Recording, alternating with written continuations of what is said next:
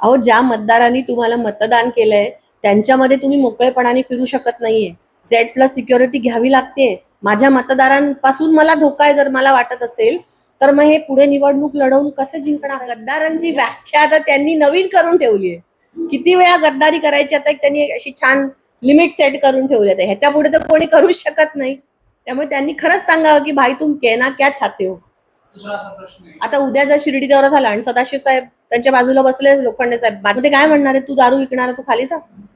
मुंबईचं पार्सल मला म्हणाले होते, मी आज किती फिरते मतदारसंघाला, तुमच्यापर्यंत पुढे जाऊन ते किती कामं करतायत की फक्त मुलाला किंवा स्वतःला कुठेतरी सेट करण्यासाठी करतायत. पुढच्या वेळेस जर निवडणुकीला उभे राहिलेच ना, तर पहिलं त्यांनी वचन हे दिलं पाहिजे की मी पक्षांतर करणार नाही. कारण 7 वेळा ह्या माणसांनी पक्ष बदललेले, भूमिका बदललेली असेल ना, तर लोक ठीक आहे म्हणतील, झालं पक्षांतर, हरकत नाही, कामं तर होत आहेत आपली. पण तसं होत नाही. म्हणून तुम्ही फक्त जनता दरबार 11 आणि 12 वाजता भरवणं, तिथे 50 लोक बसवणं, हे मला काही खासदाराचं काम वाटत नाही. नमस्कार सगळ्या पत्रकार बांधवांचे ह्या प्रेस कॉन्फरन्समध्ये मी स्वागत करते. शिर्डी लोकसभा मतदारसंघाच्या अनुषंगाने गेले अनेक दिवस आपण खूप काही ऐकत आहोत, प्रतिक्रिया येत आहेत. आणि एक उमेदवार म्हणून 2024 मध्ये जेव्हा मी शिर्डी लोकसभेची निवडणूक लढले, वंचित बहुजन आघाडीचे अधिकृत उमेदवार म्हणून लढले, खूप अनुभव तेव्हा सुद्धा आले. आपण पत्रकार मंडळी सगळे सोबत होतात आणि आपण तेव्हाही म्हणत होतो की जे उमेदवार महाविकास आघाडीने दिलेले होते, भाऊसाहेब वागचौरे, हे कितपत आघाडीशी निगडित राहतील, त्यांच्या सोबत काम करतील, लोकांसाठी काम करतील, त्यांचे आधीचे जे अनुभव होते ते अतिशय वेगळे होते. हा कोणावरही पर्सनल अजेंडा किंवा अटॅक नाही, पण लोकप्रतिनिधी म्हणून तुम्ही जेव्हा निवडून जाता तेव्हा तुम्ही लोकांना उत्तरदायित्व तुमचं आहे, तुम्ही उत्तर देणे तुम्हाला बांधील आहे. आणि म्हणून हे प्रश्न आपण वारंवार उपस्थित करत होतो. आपण बघितलं की मागच्या आठवड्यामध्ये जो काही एक उलथापालथ महाराष्ट्रात झाली, देशात झाली, TMCचे 19 पेक्षा जास्त खासदार फोडले गेले आणि तसंच उभाठा ठाकरे गटाचे महाराष्ट्रामधले 6 खासदार फोडले. त्याच्यातले एक म्हणजे भाऊसाहेब वागचौरे होते. सगळ्याच गोष्टी होऊ शकत नाही हे आम्हालाही कळतं, पण लोकप्रतिनिधी बनून तुम्ही काय प्रयत्न केले आणि कुठपर्यंत कामाला, ह्याच्याबद्दल किमान तुम्ही बोला, हे आम्ही सातत्याने मांडत आलो. तुमच्या पुढे मी आज जे मांडत आहे ते त्यांचंच 2024 मध्ये त्यांनी जाहीर केलेलं जे जाहीरनामा होता तो आहे. त्याच्यामध्ये त्यांनी 40 मुद्दे टाकलेले आहेत जे वेगवेगळ्या प्रकारचे आहेत. विकास कामं कशी होतील, कुठल्या प्रकारची होतील, कुठल्या भागामध्ये आपण जास्तीत जास्त फोकस करणार. मला वाटतं तर पुढच्या वेळेस जर निवडणुकीला उभे राहिलेच ना, तर पहिला त्यांनी वचन हे दिलं पाहिजे की मी पक्षांतर करणार नाही. कारण 7 वेळा ह्या माणसांनी पक्ष बदललेले, भूमिका बदललेली आहे.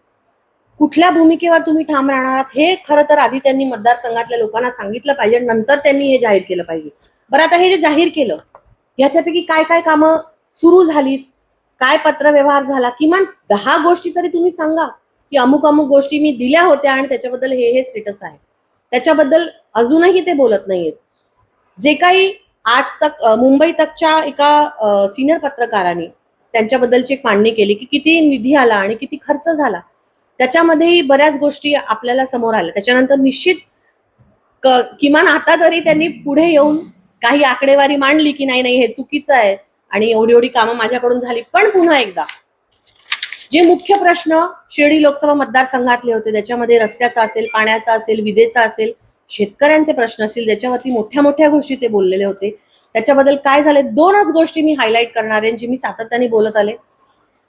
पहिली गोष्ट जी करण्यासारखी आहे, फार काही त्याला निधी किंवा फार काही सेंट्रल गव्हर्नमेंट कडूनच आलं पाहिजे अशातले म्हणजे त्यांनी कबूल केलेलं होतं, ते म्हणजे मतदारसंघामध्ये प्रत्येक तालुक्यामध्ये सुसज्ज अशी अभ्यासिका. आता आज आपण बघतोय की नीटच्या परीक्षांमुळे किंवा एकूणच विद्यार्थ्यांच्या अवस्थेमध्ये किती मोठा परिणाम झालेला आहे.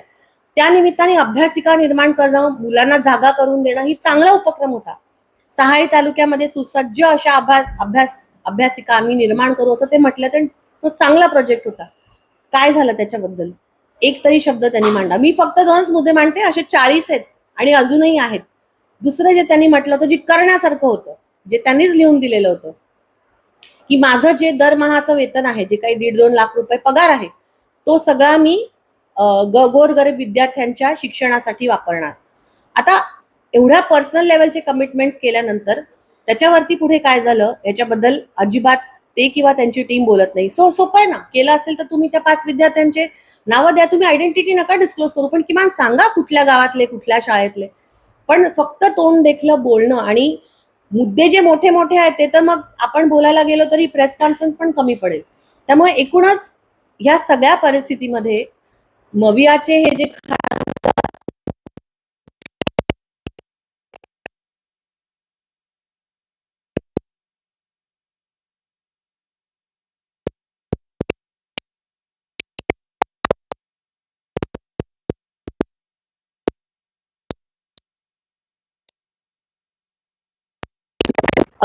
सेनेमध्ये गेले, मध्ये तिकीट मिळालं, निवडून आले. मग पुन्हा 2014 मध्ये सिटिंग एमपी म्हणून ते काँग्रेसमध्ये आले. म्हणजे कारण काँग्रेस तेव्हा सत्तेत होती म्हणून ते काँग्रेसमध्ये आले.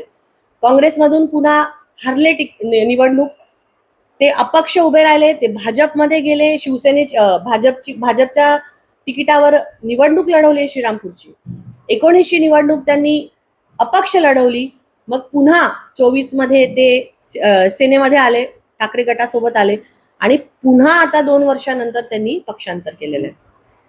मतदारसंघाचं काय, मतदारसंघामध्ये जी कामं आहेत त्याचं काय, तुम्ही तुमच्या भूमिका सातत्याने बदलत आलात, ठीक आहे, तुमची चॉईस आहे, तुम्ही केलं, पण त्याच्याबद्दल तुमचं काहीच उत्तर नाहीये का?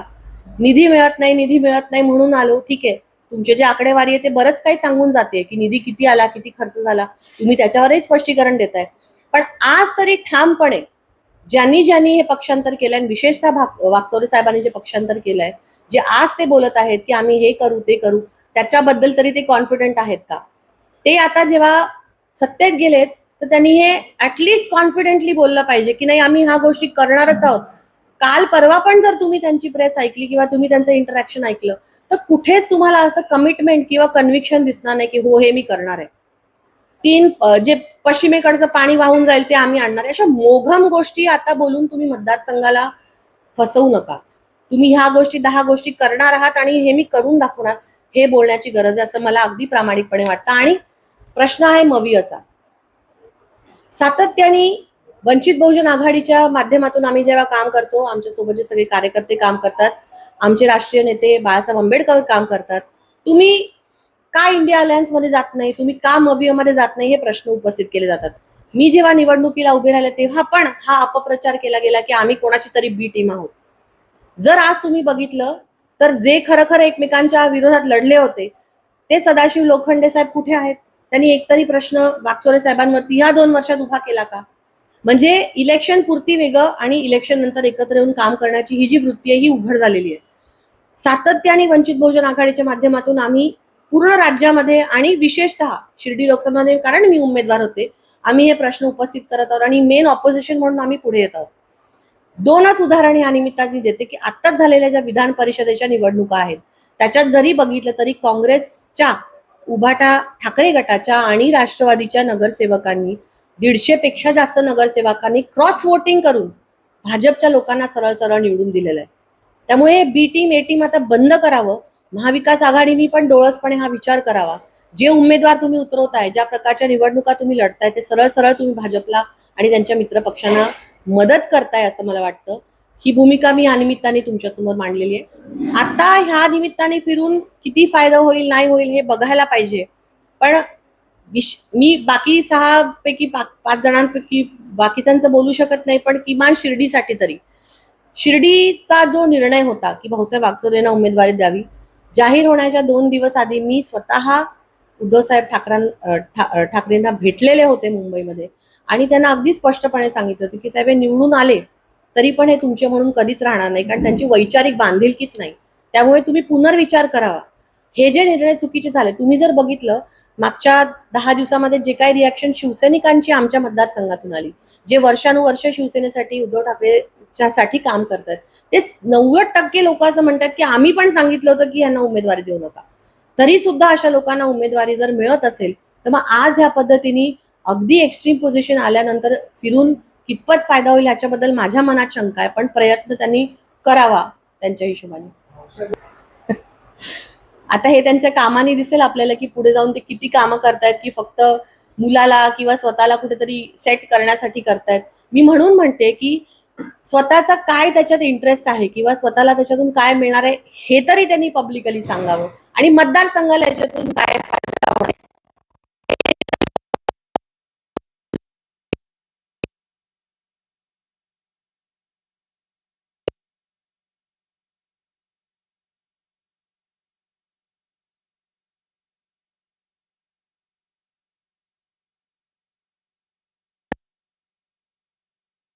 त्याच्याबद्दल मी स्वतःही माहिती घेणार आहे आणि त्याच्याबद्दल शहानिशा करणार आहे.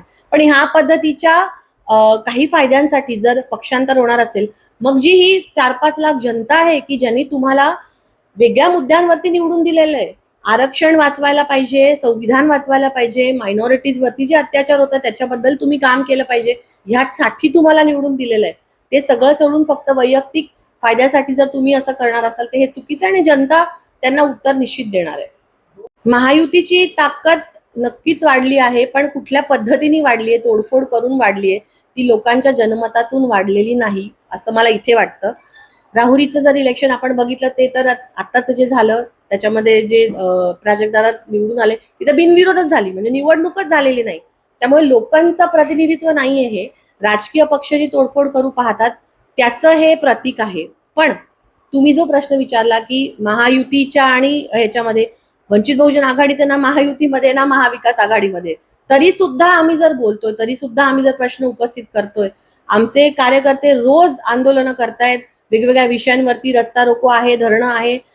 2 महिन्याआधी आम्ही खुद्द विखे पाटील साहेबांच्या घरावर मोर्चा नेला होता की ज्या गावरान जमिनींचा जो मोठा प्रश्न आपल्या मतदारसंघात आहे, सत्ता नसताना, कुठली ताकद आमच्या मागे नसताना फक्त आम्ही कार्यकर्त्यांच्या आणि लोकांच्या जीवावर हे करू शकतो, म्हणजे सत्तेत बसलेली माणसं आहेत किंवा जे विरोधी पक्ष म्हणून स्वतःला म्हणवतात त्यांनी हे करायला काय हरकत आहे, हा प्रश्न आहे. खरं तर याचा प्रश्न थोरात साहेबांनीच त्याचं उत्तर दिलं पाहिजे की त्यांना का तो कॉन्फिडन्स वाटला नाही. मी पुन्हा सांगते की मी जसं बाळासाहेब थोरात साहेबांना तर खूपदा भेटले, ते माझे नेतेच होते पक्षामध्ये सिनियर, मी शरद पवार साहेबांना देखील भेटलेले होते, मी सुप्रियाताईंनाही भेटले होते, संजय राऊत साहेबांनाही भेटले होते आणि सगळ्यांना नीट समजावून सांगितलेलं होतं. शेवटच्या क्षणी असाही एक वेळ आलेला आहे की मग ठाकरे सेनेसोबत जाऊन आपण लढावं का, पण ती स्टेप ही काँग्रेसच्या लिडरशिपनी करायला हवी होती आणि तो आम्ही आग्रह सुद्धा धरलेला होता. हे मी तुमच्या समोरही स्पष्ट बोललेले होते तेव्हा सुद्धा, पण ते का झालं नाही आणि ते का करावं असं वाटलं नाही हे खरं तर मला वाटतं त्या सगळ्या सन्माननीय नेत्यांनी बोलायला हवं. आज जेव्हा ज्यांच्यासाठी फिरले, ज्यांच्यासाठी सगळी एवढी यंत्रणा वापरली, खर्च केला, ते फुटल्यानंतरही आज मला त्यांच्याकडून कुठली स्टेटमेंट ना, आता अकोले संगमनेरने तर लीड दिलेला आहे, पण तिकडच्या महाविकास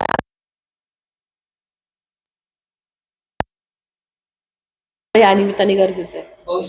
म्हणतात की विकासासाठी मतदारसंघाच्या विकासासाठी इकडं आलोय आणि त्यांचे जे कार्यकर्ते किंवा पदाधिकारी खऱ्या वाघांच्या सेनेत आता भाऊसाहेब वागचौरे आल्याचं म्हणते, ते संरक्षण करायची जबाबदारी आता आमची पाहतो असं म्हणतात. 2024च्या निवडणुकीतली भाषणं जरा काढून बघा, एकमेकांबद्दल काय गरळ ओकलेली आहे ह्या सगळ्यांनी हे तुम्ही काढून बघा.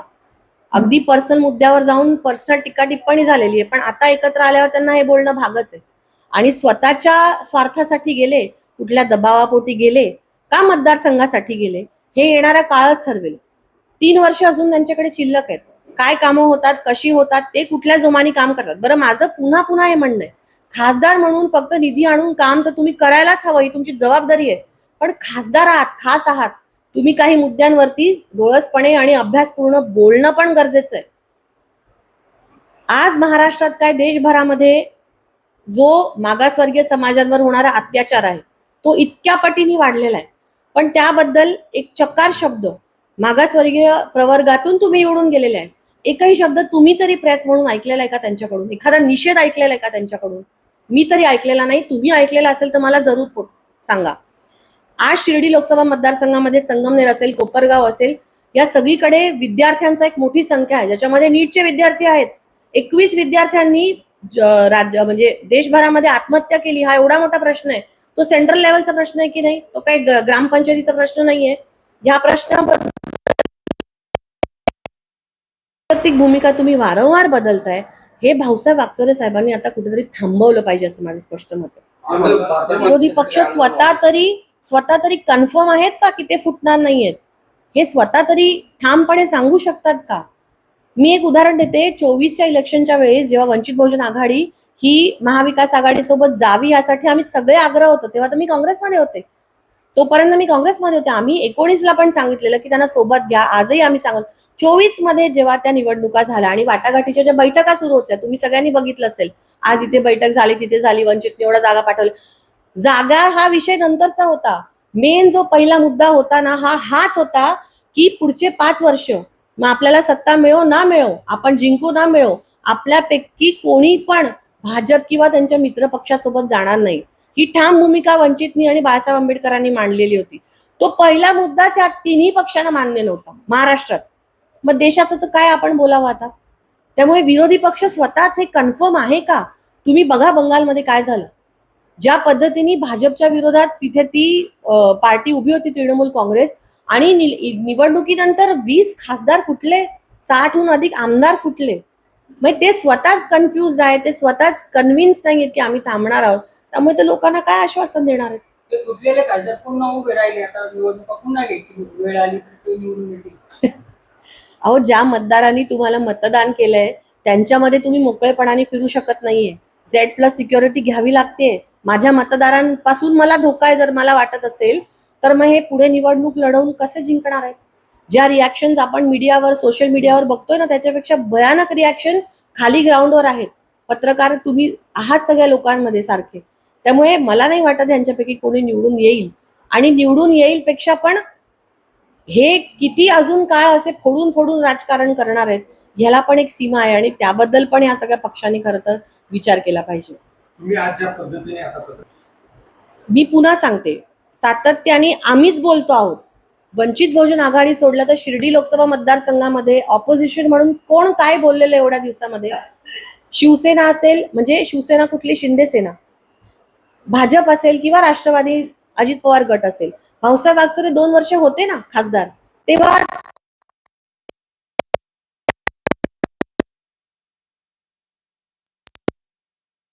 मी तुमच्यापर्यंत वारंवार जे पोहोचवत होते त्याच्यामध्ये हेच होतं की फक्त मी, वंचित बहुजन आघाडीचे आमचे कार्यकर्ते हेच बोलतायत की काय काम सुरू आहे सांगा, तुम्ही काय केलं ते सांगा. त्यामुळे विरोधी पक्ष म्हणून हे कोणी एकमेकांना तिथे काउंटरच करत नाहीये.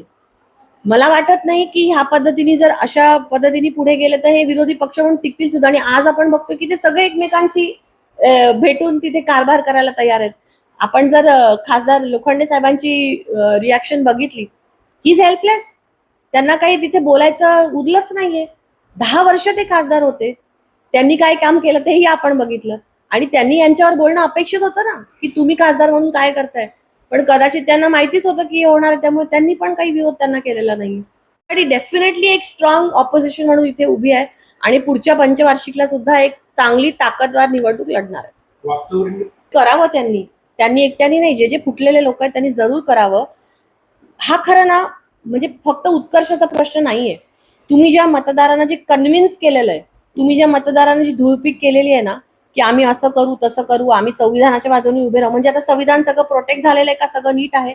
उलट हे सगळं जे झालंय ना, हे संविधान बदलण्यासाठीचीच सगळी खेळी आहे की ते डिलिमिटेशनचं बिल कसं पास व्हावं यासाठीचेच आकडे कसे जुळवता येतील. हे आम्हाला समजत नाही, हे लोकांना समजत नाही का? असेल नाही मग तर खरंच ह्या सगळ्यांनी सगळे सामाजिक जीवनात राहिलेले लोक आहेत.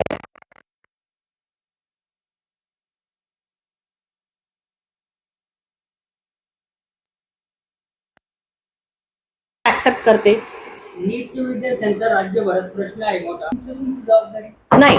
त्यानिमित्ताने मी हे सांगू इच्छिते की वंचित बहुजन आघाडीचे सम्यक विद्यार्थी आंदोलन जे आहे, जे आमचं स्टुडंट्स विंग आहे, युथ विंग आहे, त्याच्या माध्यमातून प्रत्येक जिल्ह्यामध्ये आपण ही आंदोलनं कलेक्टर ऑफिसच्या समोर केलेली आहेत. तिथे निवेदनं दिलेली आहेत. मी तेच सांगते पुन्हा पुन्हा, कदाचित मीडिया पण कव्हर करायला कुठेतरी कमी पडते, आम्ही कदाचित मीडिया पुढे जायला कमी पडतो, पण ते झालेलं आहे. आणि वंचित ही एकमेव पक्ष होता की ज्यांनी जिल्ह्यामध्ये हे केलं.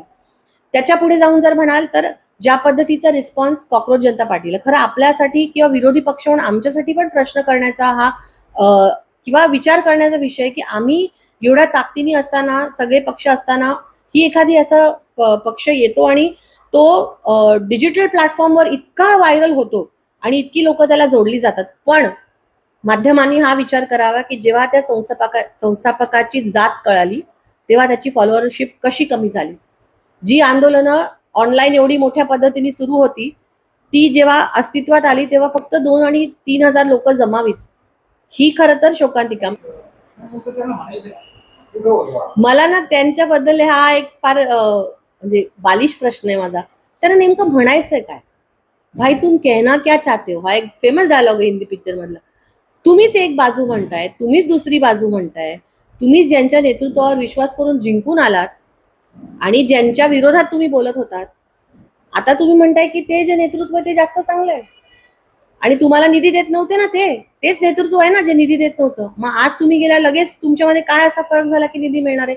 त्यामुळे मला वाटतं मी वारंवार हेच सांगते की तुमच्या पुढे यावं ना, असं यावं प्रेस कॉन्फरन्समध्ये आणि मांडावं, करावं एखादं प्रेझेंटेशन, द्यावे आकडेवारी, हे काम झालं, बोलवावं त्या गावाच्या लोकांना, किती कामं झाली बाबा, झालीत की नाही झाली, हे करायला काय प्रॉब्लेम आहे. मीडिया पुढे यायला किंवा लोकांपुढे यायला आपण का घाबरतोय आणि ह्या ज्या भूमिका दुटप्पी घेतोय म्हणूनच घाबरतोय. हीच तर सांगते शोकांतिका आहे की ज्या लोकांनी मला निवडून दिलं त्यांच्यापर्यंत जायला मला Z+ सिक्युरिटी का लागावी. हा लोकांचा फॉल्ट आहे का, हा तुमचा फॉल्ट आहे. कारण तुम्ही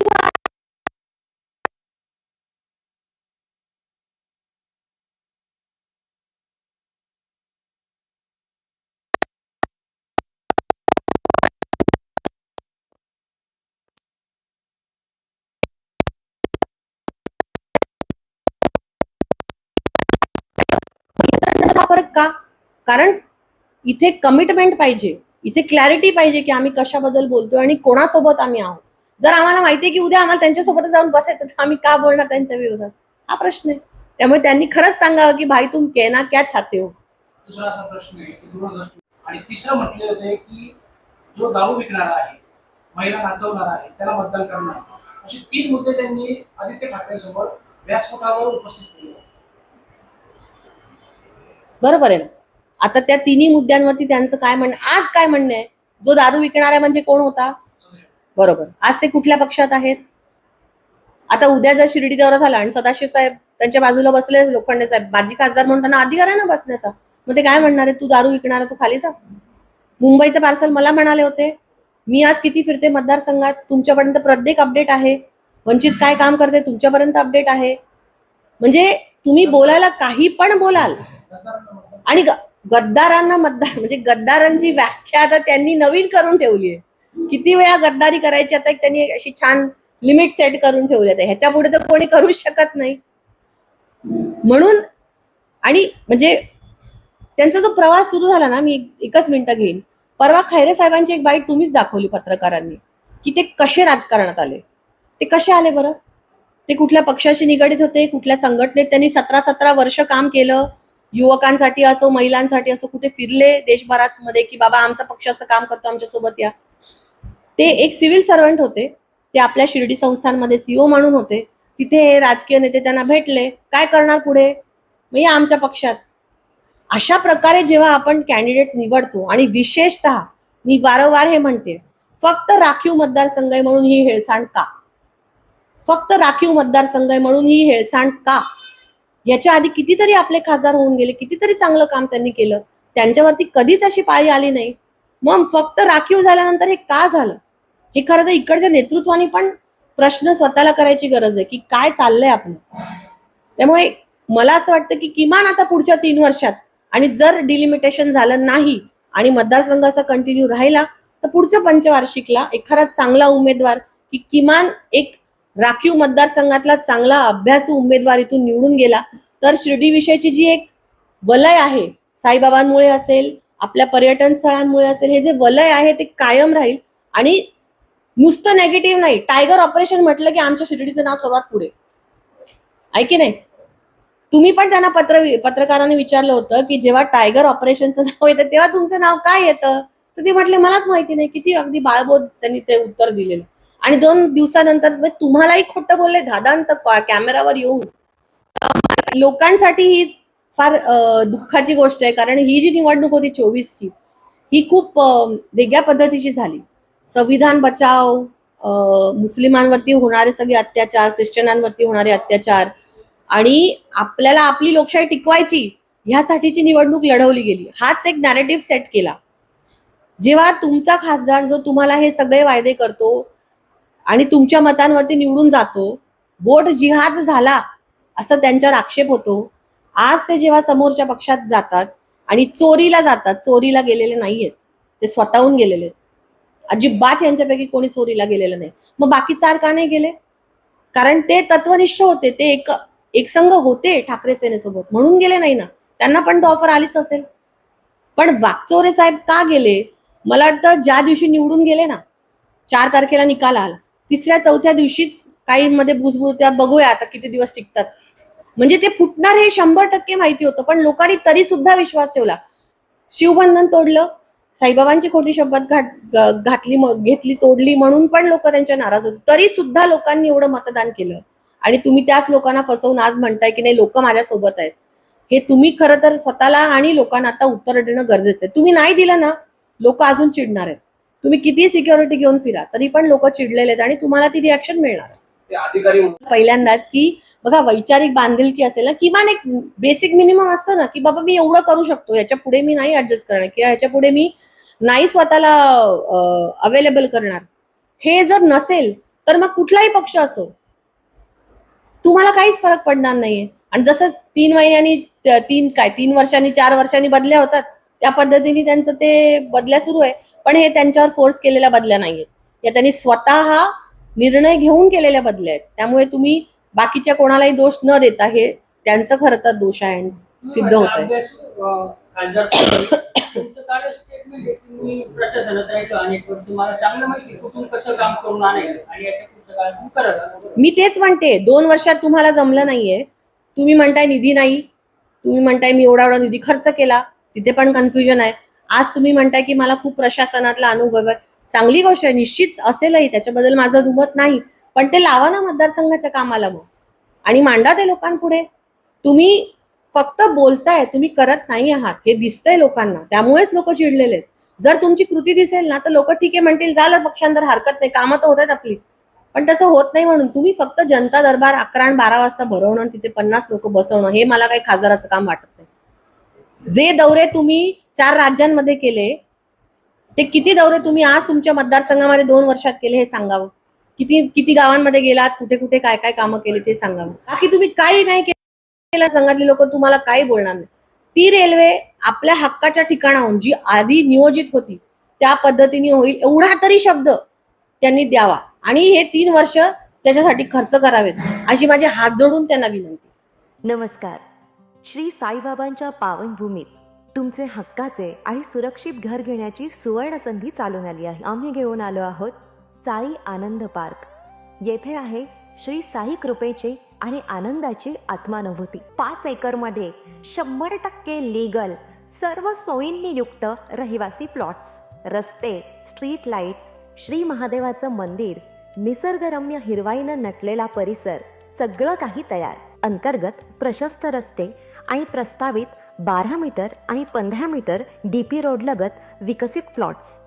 आणि हो, आपले श्री साई मंदिर, शाळा, मार्केट, सर्व काही फक्त 5 मिनिटांच्या अंतरावर. सुरक्षित गुंतवणूक, तज्ज्ञ वकिलांमार्फत खरेदी विक्री आणि वास्तुशास्त्रानुसार प्लॉट्स. सुरक्षित, शांत आणि सुसंस्कृत वातावरणात एअरपोर्ट रोड लगत शिर्डी हद्दीमध्ये श्री साईबाबा मंदिरापासून अगदी काही मिनिटांवर. साई आनंद पार्क म्हणजे आनंदाचं, विश्वासाचं आणि समाधानाचं ठिकाण. आजच बुकिंग करा. मर्यादित प्लॉट्स उपलब्ध. कारण साई आनंद पार्क म्हणजे साई आनंदाची अनुभूती.